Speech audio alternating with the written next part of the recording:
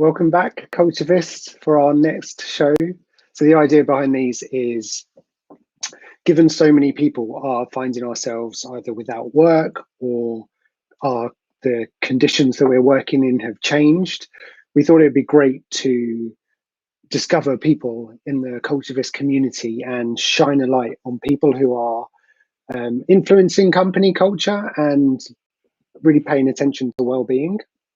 So today, I'm thrilled to be joined by our guest. So if you'd like to introduce yourself. Hi, thank you, Matt. My name is Opemipo Koshemani, and I partner with business leaders to develop and implement strategies for attracting and retention, employee engagement, and the development of the employees within the organization. So currently, I work as an HR business partner at UCL. And it's great to be here today, so thank you for having me. A pleasure. So could you share a bit about your journey to what's led you to your work that influences company culture? Sure. So the way I got into my first HR role, excuse me, after I did my, finished my degree, and decided to take some time out to do what I wanted to do next. So I completed a degree in law, and I just needed to figure out whether I wanted to practice or go into another area. So I'd taken a few years out to decide what my next step was going to be. And one of the roles, the second role actually, that I got after university was an HR role. And so I really enjoyed it. I enjoyed working, I enjoyed the interaction.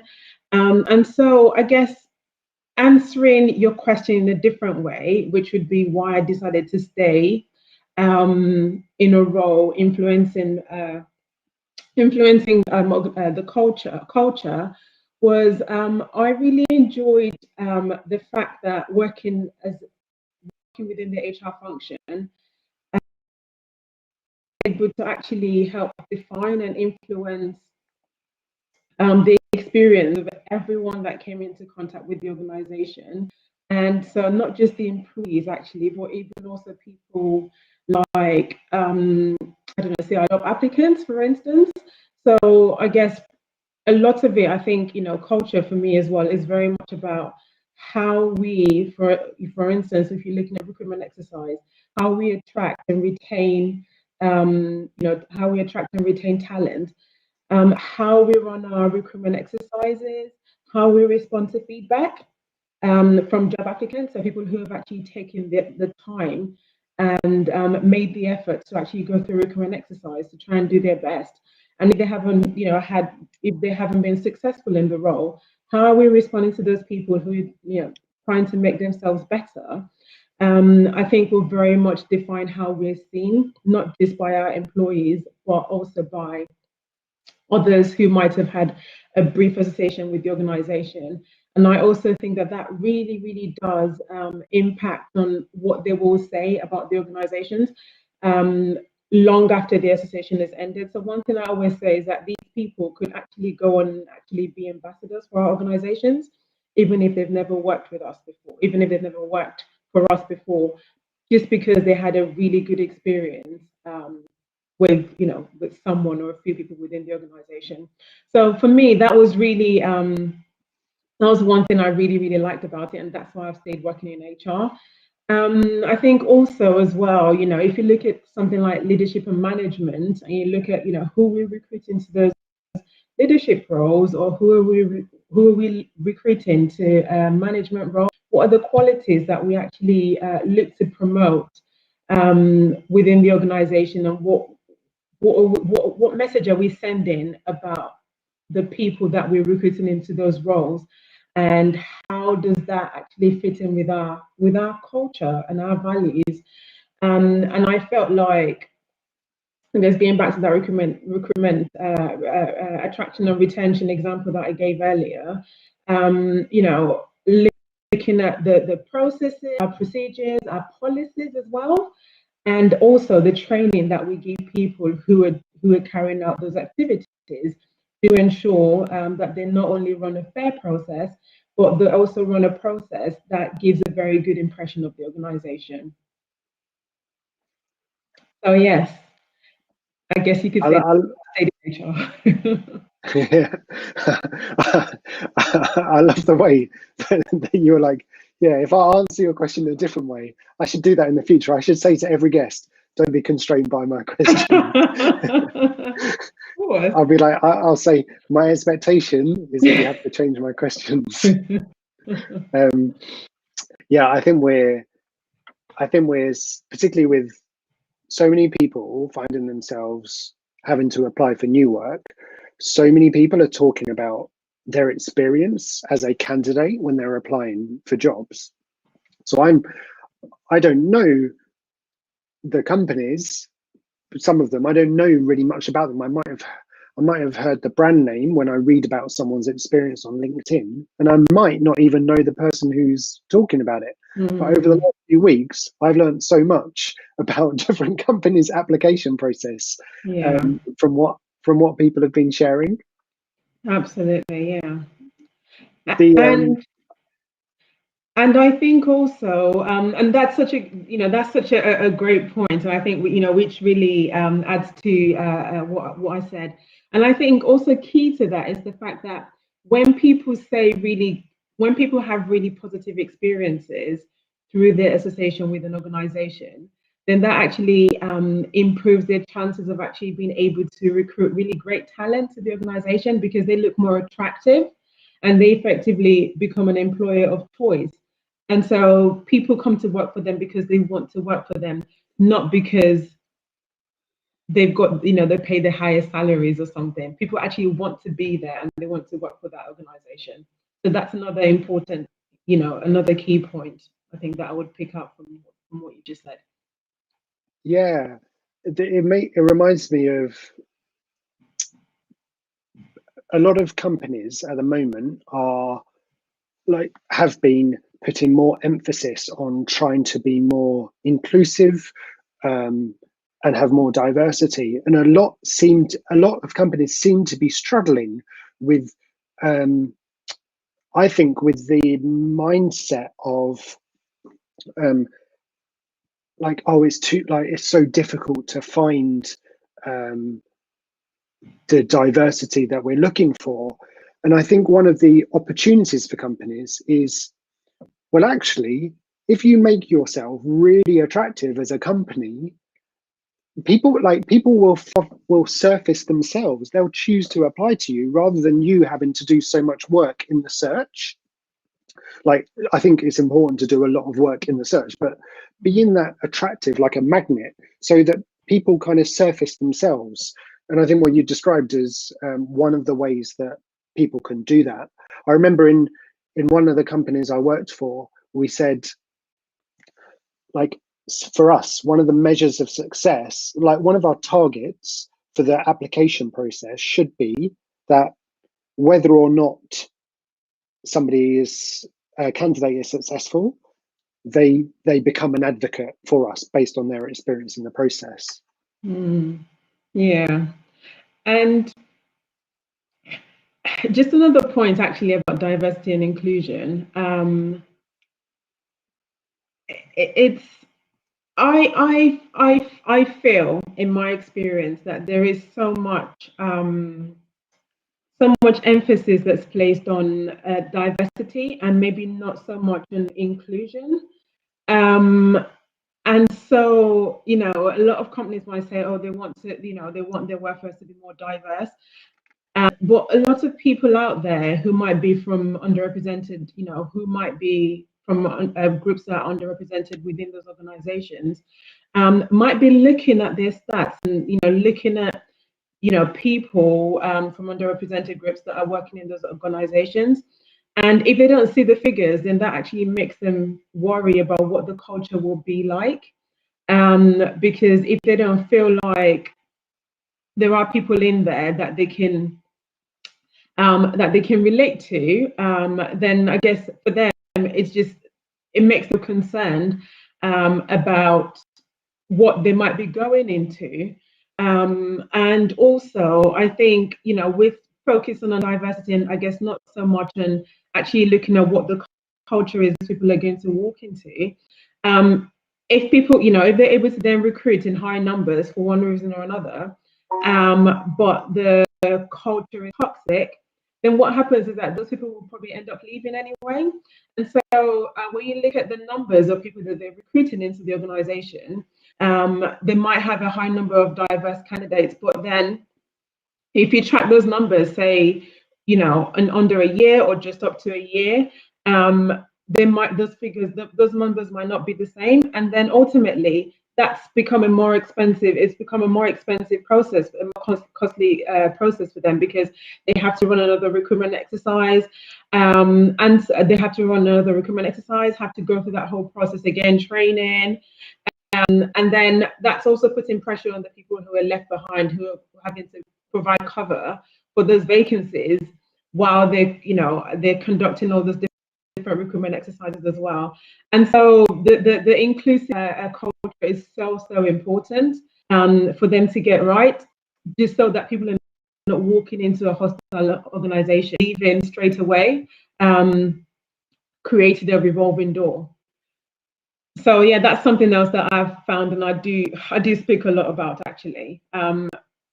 Equal weight to diversity and inclusion and belonging. And the focus shouldn't always just be on recruiting a diverse workforce, but just thinking and making sure that they feel included and they feel like they belong when they come into that environment. Yeah, that's really powerful and a meaningful thing. So one of the when I think about companies who are trying to do it, I know some of the challenges are, okay, where do we prioritize? Do we prioritize improving things internally so that when people join, it'll be a more inclusive experience and a place they feel as though they belong, or they do belong? At the same time, and in parallel, working to attract people who may be more representative than their current population. It's like, which do they pause? This is not a question you need to answer now, but it's one of the things people are thinking about, I think, is, do they pause the recruitment until you fix it? Or, well, fix is a difficult word. Or do you try and do the two at the same time? I don't know if there's a right answer to that. Yeah, I suppose it's a tricky one. I think it probably will depend on the context and what the what the situation is and what it is they're trying to solve. I just think that there needs to be some really good practices that people can talk about as well. So, since the pandemic and, us seeing different trends emerging in the workplace, I think a lot of candidates have been really, really interested to hear what organizations have done in light of the global protests about racial equality, for instance, or how they looked after their people, their employees during the pandemic to make safe. And so those are some hard questions that candidates are really, really asking organizations, because it gives them an insight into the culture within the organization and how they treat or how they value people. So, what I would say is, I guess it would depend on the context. But like I said before, organizations really do need to give equal weight to all of those things. And they need to have some good practices that they can actually talk about to people who are not, part of that organization, to say, these are the sorts of things that we have done. And it just shows people, it gives them insight into what it's like to work for them. I think you're so right. It's one of those moments where candidates will be able to see whether what employers say is reflected in their actions. You mentioned like how companies are responding to the pandemic. I know for us as individuals, we're all trying to respond as well as we can, and a key part of that is how we are looking after our own well-being.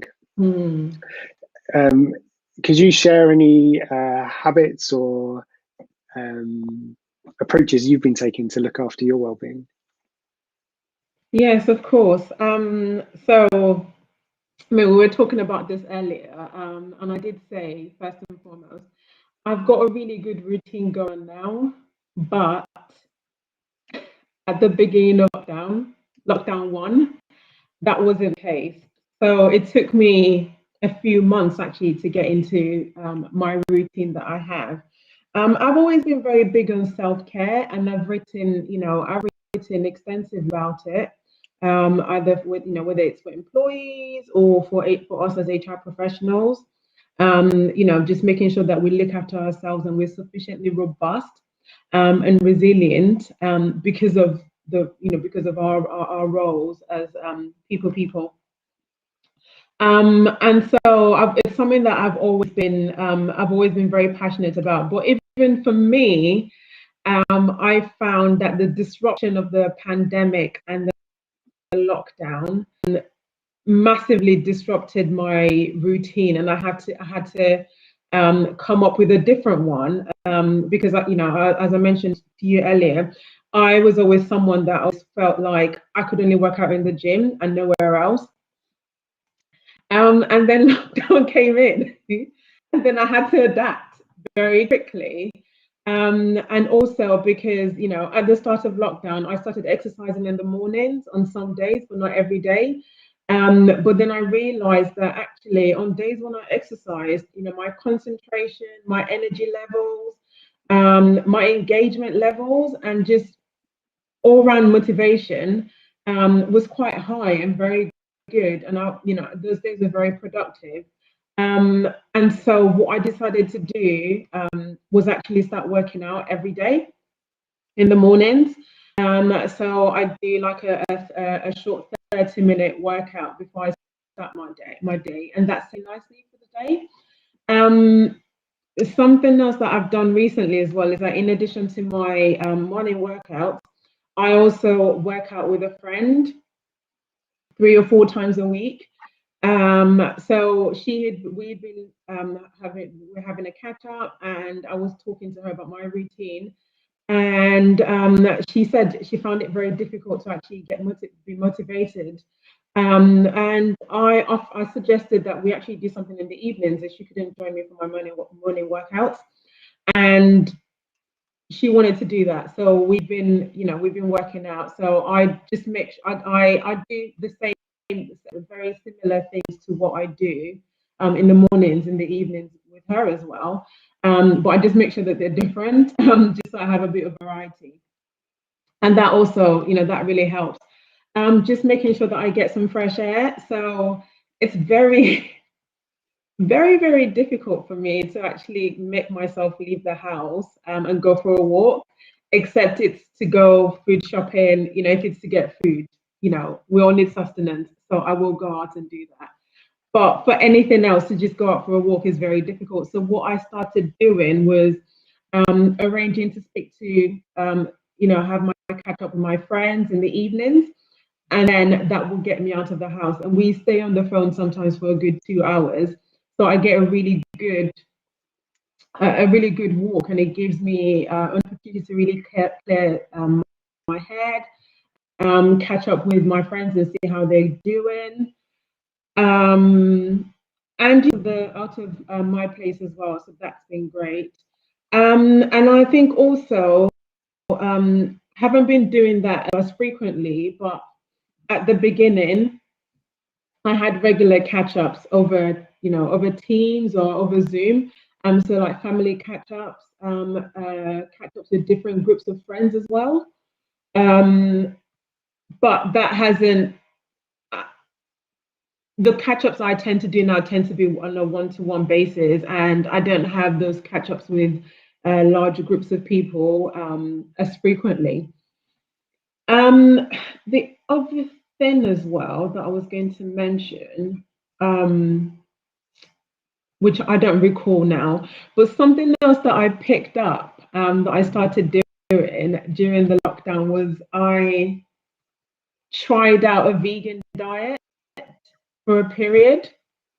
So I watched Game Changers on Netflix, and there were all these people talking about how amazing a vegan diet is, and how, you know, if you're very involved in sports, it really helps with your energy levels, and you know, the times in between recovery is much shorter.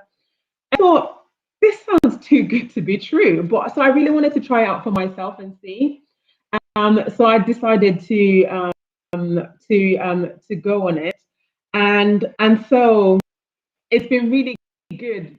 It's like really looking on. There's loads of pages on Instagram with different people with different recipes. So I've been trying out different recipes every few days. And I think that's been really good as well for my well-being. Doing a lot of cooking, trying different things. That's been great. And yeah, so I think that's plenty. But No, also, that's I what think it sounds like. Go on, the go other on. There's thing, more. Go on. the other thing that I wanted to mention as well is just making sure that I have some time to relax in the evenings. Um, because what tends to happen, and what used to happen sometimes, I remember back in the day when we used to work in the office, was sometimes when I came home late and all I had time to do was just shower and go to bed, my mind would be racing sometimes for hours, and I'd just lie in bed and find it really difficult to sleep, even though I was exhausted. And so for me, it's just really important to have the evenings to relax. Um, do something, listen to some music, read. I've been reading a lot as well. I've been able to pick up reading as well during the lockdown, or to watch something on TV. And so that's really important. And also trying to get as much sleep as I can. Your answer is like the most comprehensive answer we've had, I think, on the show yet. So impressive. Oh, okay. It's like when you see somebody says, "Oh, what are your hobbies?" You've like ticked them all. I'm impressed. We're gonna end with our traditional question that we ask about advice. Before we do that, is there anything else that you wanted to share about your work and culture before we go on to that? No, I think I said plenty. We covered it. Yeah, good. Cool. Okay, so yes, so for viewers who are watching this and are looking to influence their company's culture, what advice would you offer them?